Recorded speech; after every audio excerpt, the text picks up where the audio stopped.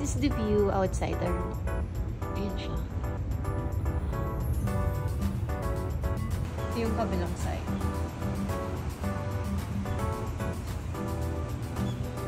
That's it.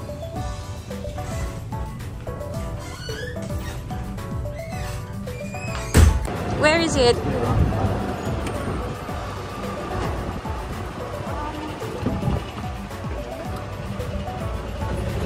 Where is the registration area for HHI?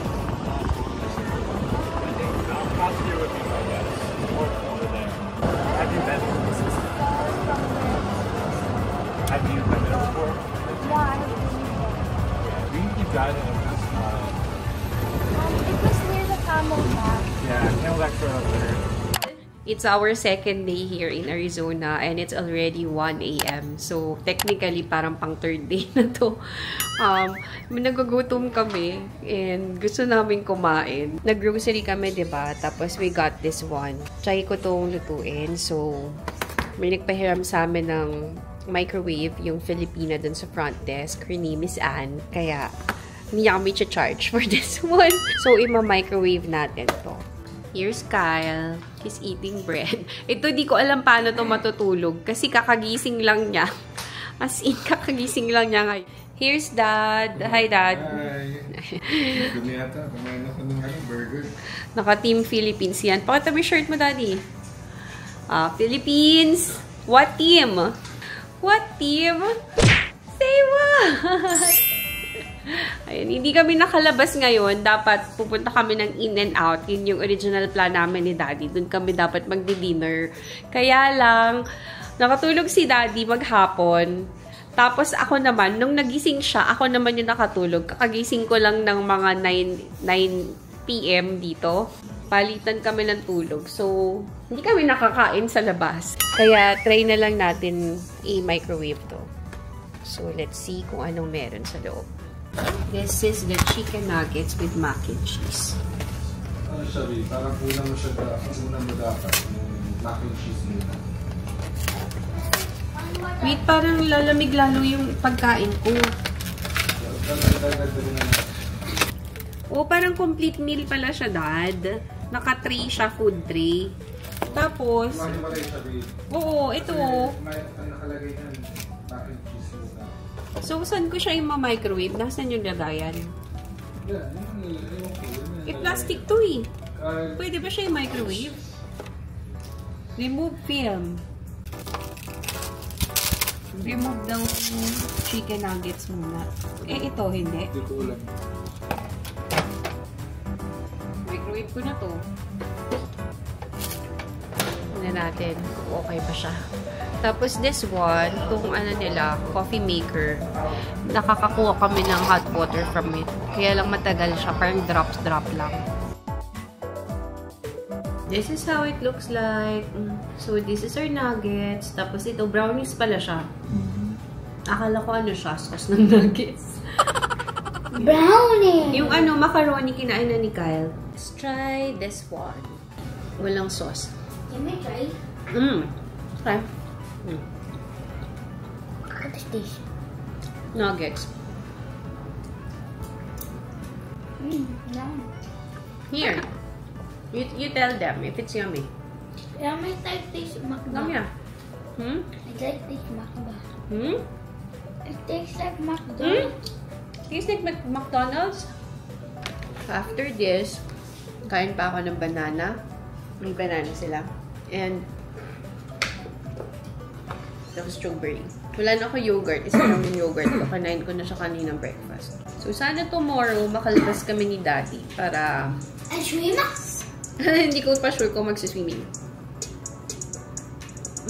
Lugas ng brownie. Parang okay lang na nagstay kami dito sa room ng whole day. Kasi at least nakabawi kami ng sa pagod. Sobrang pagod kasi namin sa Philippines pa lang. Tapos travel going here. Nahirapan talaga kami. Hindi naman super hirap, pero yung dami mo kasing luggage, diba, nadala. Kasi layo ng terminal. Yun lang yung mahirap na part. But the rest, it's okay. And we're very happy to be here. So that's it muna. I'll update you later. Arizona. Since we're in Arizona. 99 cents. Ito? Ayun nakasulat eh. Anong lasa niya, babe? Sarap. Raspberry. Lasang raspberry. Parang ano siya eh. Hindi siya yung parang mga C2. So, hindi ako pwedeng food vlogger. Basta ako, sarap. May napanood nga ako na ano eh. This one meron ito sa atin, sa SNR.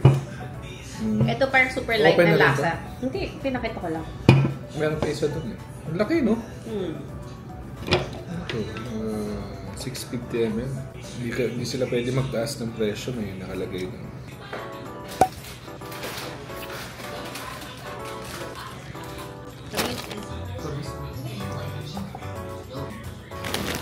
Try natin itong lace na to.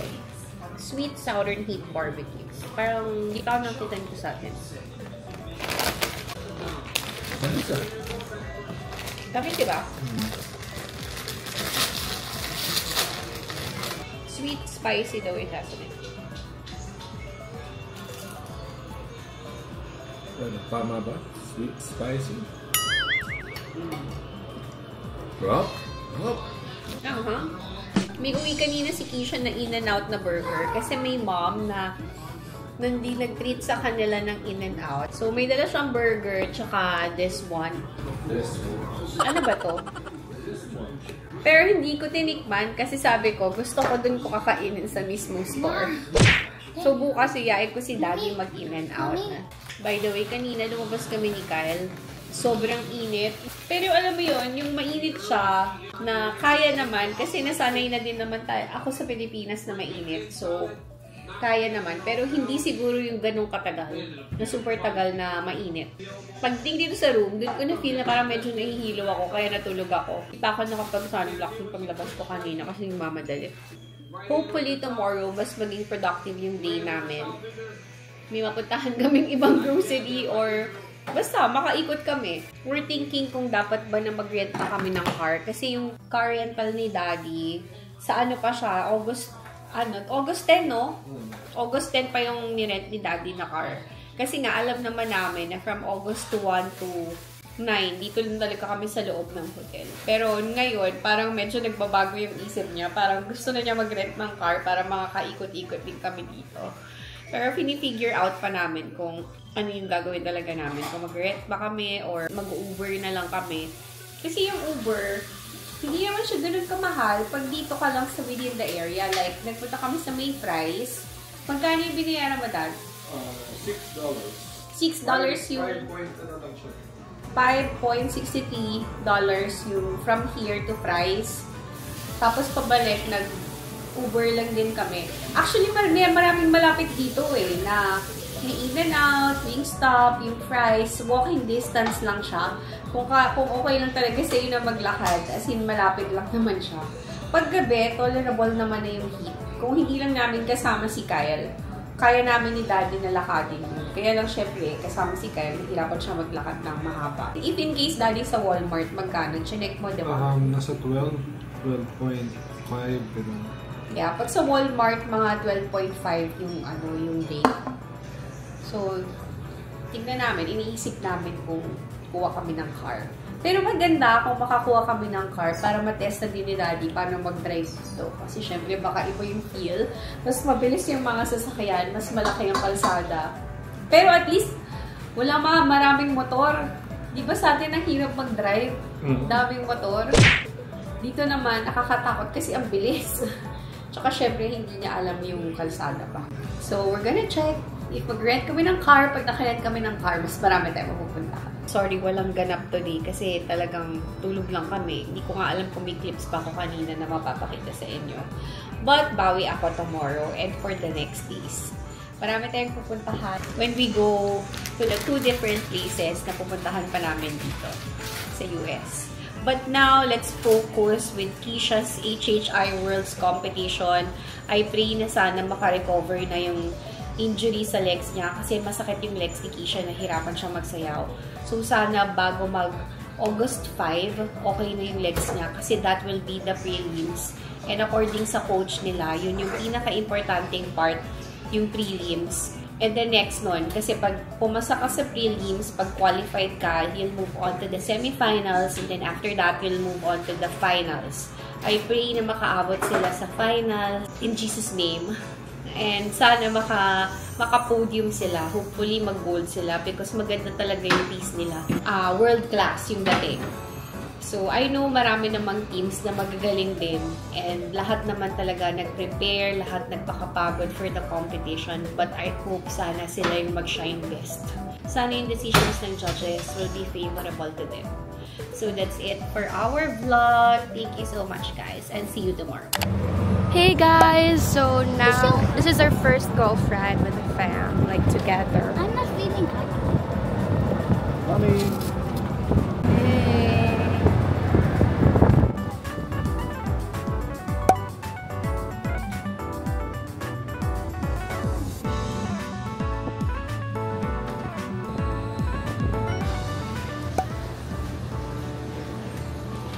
Bye, te! Bye. C171. We're gonna look for it. Bye-bye! Bye. Bye. Good morning, guys! So, we're out and about. Dito kami ngayon sa may Camelback area and we're looking for Precious room kasi nag-offer siya na dun kami mag-breakfast sa room nila. So, punta kami doon ni Daddy. Si Daddy Lee yung nakatulog, tsaka si Keisha kami ni Kyle hindi. Gising kami buong madaling araw. Ang ganda dito sa area nila kasi may pool. So, hinahanap namin yung, yung room ni Precious. Kung saan siya. Oh, nice pala, Daddy. Magkabilang side, meron. Yan, may ganyan yung sinend niya sa akin eh. So, sa baba tayo. Siguro. Yan, baba muna tayo. We're here in Camelback area. So, ang laki pala nung area ng Camelback. Baka dun sa kabila. Ayan, so here. Ang ganda. May fountain. Tapos may pool. Per area yata, may pool sila. Uy, ang lapit nila sa conference. Dito sila nag-ano kahapon eh. C17. Yeah. Nakaboy ko yung adobo. Ito na yun. Ang bango. Hi! Ay, sinundo kayo ni Josie. Ang laki ng room nila. Oo nga. Sa amin, ito lang siya. Wala to. Tapos, maliit lang yung table. Yan. Tapos, ano yung ito? Kwarto nyo na to, tong dalawang pintong yan. Pero yung kwarto, malaki din. Tingnan mo, kaya lang madumi ah. Hindi, okay lang. Isa lang. Pero isa lang yung bed. Si Amyo dun siya natutulog sa sofa. Ay, malaki yung kwarto nyo. Oo nga. Malaki yung... Uy! Daddy, parang may walk-in closet sila. Pati CR nila, laki oh. Oo nga. Ang laki ng inyo. Iyan kasi nakita niya kung saan nakalasampag. Dito yung sinampay niya kahapon. Uy, ang laki ng room nyo. Tsaka ito may parang ang walk-in closet pa. Oh, pwede pa dito pag-conference. Ito si Precious ng food. Tignan natin. Uy, may rice. Pero kumain na kayo. Kumain na kami. Yung isa, fried rice.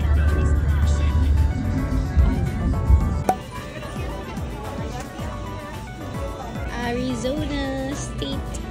$49 yung coffee maker. Wow. Oh, $49 din yung set na to. Yes.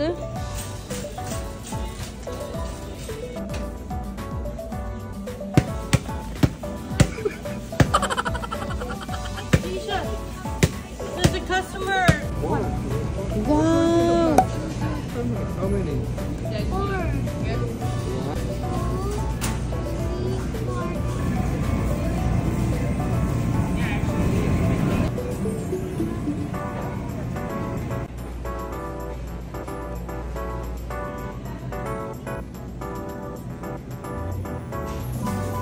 Ayan, okay.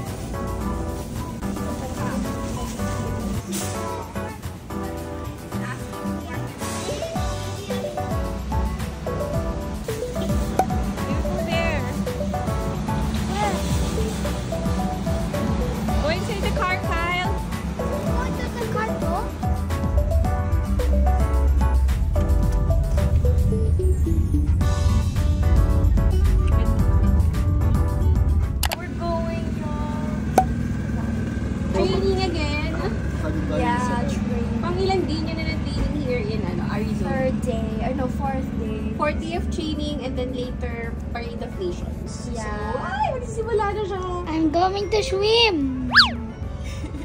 Okay. Kyle's ready. He's going to swim. Bye. Bye, guys. Bye, guys. Good morning! Alin? Okay. We're going to the pool. Yung dito lang sa may area namin. Papaswim namin si Kyle. Pero, meron talagang area na water park. So, baka by tomorrow kami doon pumunta. Not today.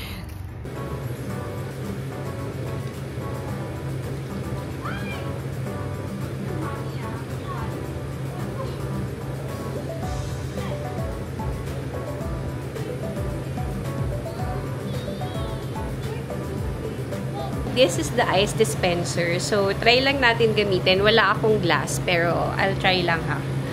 Push for ice. Oh, man! Ayun nga, dami. For the towels, I'll get 2 towels for Daddy and hanap tayo ng mukhang bago. Here, 2. Guys!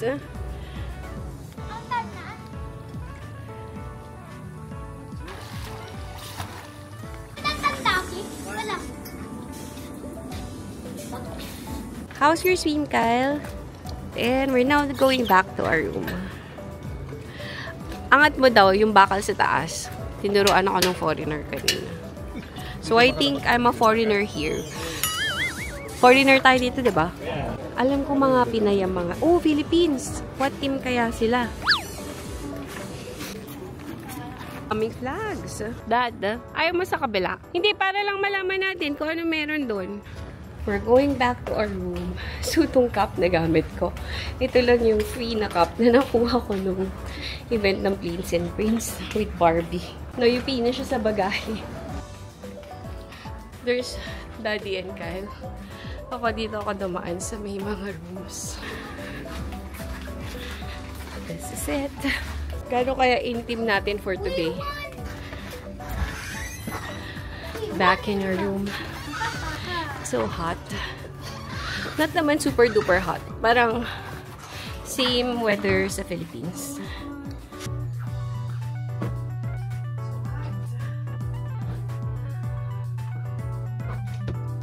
Grabe.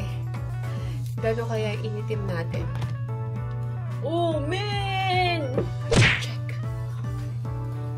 Umitim. Yeah. Umitim ako? We're back in the room and maliligo na si Daddy and Kyle. And then after them, ako na. Walang body wash silang ino-offer dito sa resort na to. Ang binibigay lang nila ay shampoo, conditioner, tapos bath soap. Buti na lang, nagdala ko ng Crystal Derm. Ito yung mga favorite products ko from Crystal Derm, especially this one. This is the lemon soap. So, itong lemon soap, pag ginamit mo siya, aside sa nakakaputi siya and nagiging clear yung skin mo, this one, pag ito yung ginamit mo, kahit pawisan ka, yung pawis mo, hindi siya mabaho. You know what I mean? Especially for boys, for men. Ganon. Alam niyo yung parang may ibang scent. Hindi yung amoy ng kilikili, but yung scent na parang amoy pawis. This one, pag ito, walang ganong klaseng amoy. And I also brought this one. This is the Crystal Papaya Soap. Favorite ko din tong soap na to. Kaya ayan, nagdala ako ng tikisa. This and this one. I highly recommend for you to try this, guys. I'll be giving it to Daddy kasi maliligo na siya. Tikisa kami. Sa akin yung lemon, kanya yung papaya. Clean up our room. Magpapa-room service din ako kasi every 3 days pwede ka magpapalit ng mga bed sheets.